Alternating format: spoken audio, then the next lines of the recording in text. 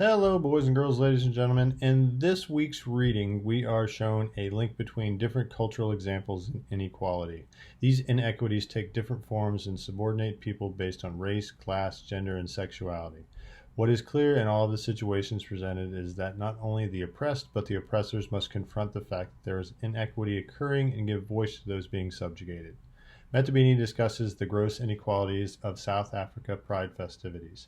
In the article, the author discusses how the unifying appearance of equality that is under the umbrella of Pride is more fractured into factions that show shame and inequality inside of the organizations. The study by educators Mo and Lim examines the pursuit of multicultural education in Korean teacher pre-service and in-service training. Identified as a need in the early 2000s to address the nationwide increase in multicultural students, the Korean Ministry of Education began putting money and effort towards improving its multicultural education training for primary and secondary school teachers. In Races Without Racism, the author aims to discuss the socio-political system in place in Singapore in regard to race. Considered a problem of the West, racism that occurs at the hands of the dominant culture in Singapore, Chinese, is quietly disregarded as a state-sanctioned muzzle is put on the discussion, and therefore any remediation to subtly racist acts in the country.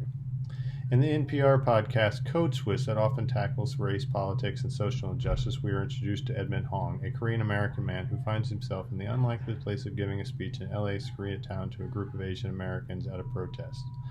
Not quite understanding the history of Asian American civil rights, Hong stereotypes his own culture and loses some momentum and zeal he had when he gave his impromptu speech. The podcast discusses the history that the Asian community has had on both sides of the Black Lives Movement. Dr. Acuff suggests in the previous readings, teachers must be able to embrace change and discomfort, embrace our differences, and recognize the power struggle that is present in some pedagogy. Be critical of those powers, for if there is power, there is oppression in some form. Walk the walk and be a critical multicultural art educator. As the readings suggest, suppressing or ignoring inequities is not a functional plan. Acknowledgement and direct discussion of issues brings these things into the light and allows our students to critically challenge them. So this week I came up with two parts for a question. Part one, ultimately an art educator does have to create curriculum and projects. The idea challenges me to find projects or course inquiry that can push myself and study to students to challenge the stereotypes and shortcomings that they internalize about themselves, their communities, and their peers. I challenge myself to take a direct approach and address art creation based on redefining those beliefs. How can you, in your own art education, plan to challenge inequality directly, especially if some version of it is present in your classroom? Can you conceptualize a curriculum or series of lessons that addresses issues of inequality directly? If you have experienced such a curriculum, discuss that. Or perhaps you have a lesson that, in retrospect, could have benefited by interjecting an aspect of equality issues into the conversation. Talk about relative age, class, gender, socioeconomic conditions that you can tackle head on. Feel free to visually express this. If that is applicable, I like pictures a lot, so I prefer pictures if you can express it in pictures. Part two. In the podcast, it is brought to the audience's attention that none of this is new, and we can find historical instances of people's fights for equality that have been a long time struggle. I find music a superior vehicle to tie the past and present struggles together, especially for young people that I teach. The podcast, Code Switch, speaks of counter-programming that Hong may have missed out by leaving college. Often music is some of the first counter-programming young people may encounter.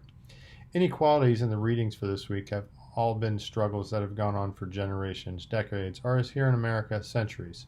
It can be helpful to illuminate current political, civil, and racial unrest in our own society with evidence that we have been fighting these struggles for years. I teach high school students, and my students were discussing Breonna Taylor's murder last week. I shared the song No Knock by Gil Scott-Heron from 1972, addressing the same no-knock law that resulted in Taylor's death. This led into sharing another song by Heron, B-Movie, from 1982, which highlights the election of Ronald Reagan by less than a majority, and the students discussed the similarities to President Trump's 2016 election. My students were fascinated by the fact that this guy from more than 40 years ago seems to be predicting future behavior in society, when actually the same behaviors are just still going on. Share a media experience that could help tie past struggles to current atmosphere in America that affects your students today, and discuss how you can illustrate ongoing struggles.